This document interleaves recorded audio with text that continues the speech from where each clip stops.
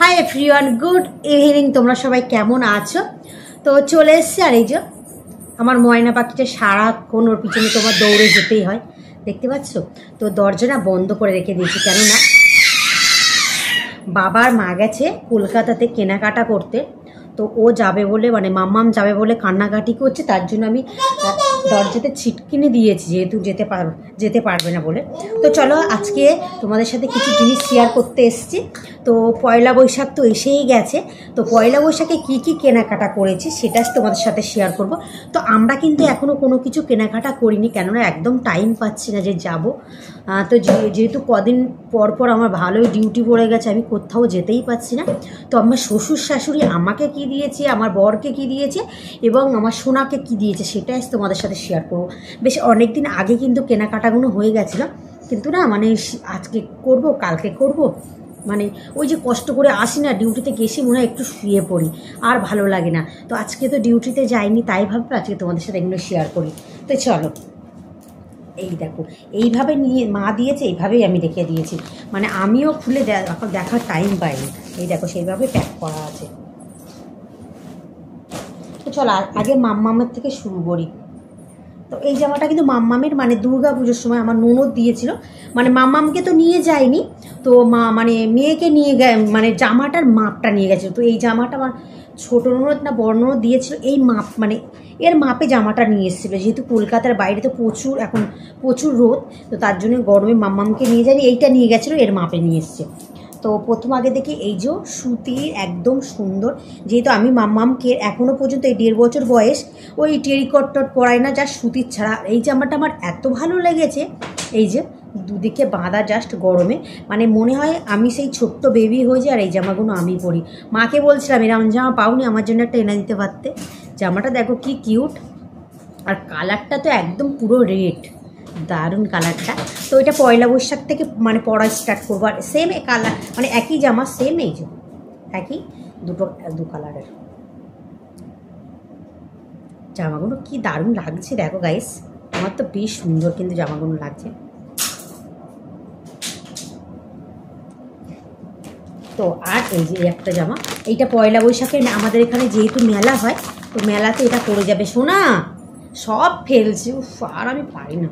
এই জামাটা, তো এই জামাটা মাম্মামকে পরে না দারুণ লাগছিল। তো যখন ও মা পরেছিল তখনকার একটু ক্যাপচার করে রেখেছিলাম, তোমাদের সাথে শেয়ার করব। আর কালারটা দারুণ দারুণ, দেখো একটু বড় হয়েছে মাম্মামের, তো বড় নিয়েছি, যেহেতু মাম্মাম না মানে যত দিন যাচ্ছে মাম্মাম বড়।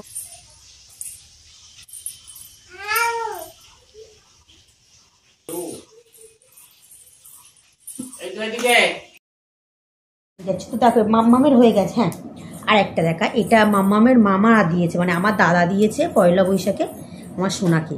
দারুণ জামাটা, এটা স্কার্ট মানে প্যান্ট টাইপের স্কার্ট। আর জামাটা দেখো গাইস, জামাটা বেশ সুন্দর, কিন্তু একদম মডার্ন টাইপের জামাটা। এই যে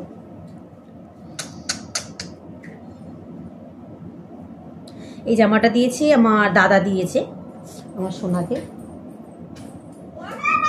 আমার এই জামাটা ভালো, মামা দিয়েছে এইটা। আর আমার যেহেতু তো আমি তো এখন আর শাড়ি পরি না, তো তার জন্য আমার শ্বশুরমশাই আমাকে নাইটি দিয়েছে। আমি যেহেতু তো এখন তো আর শাড়ি পরিই না, তো বাবা প্রত্যেক বছর কিন্তু পয়লা বৈশাখে আমার শাড়িই দেয়। বাট এবছরে কোন দিকে সূর্য উঠলো সত্যিই আমি বুঝতে পারি না, মানে যখন নিয়ে এসছে না আমি অবাক হয়ে গেছি। আর অবাক আমি কেন হয়েছি সেটা আমি তোমাদের পরের ভিডিওতে জানাবো।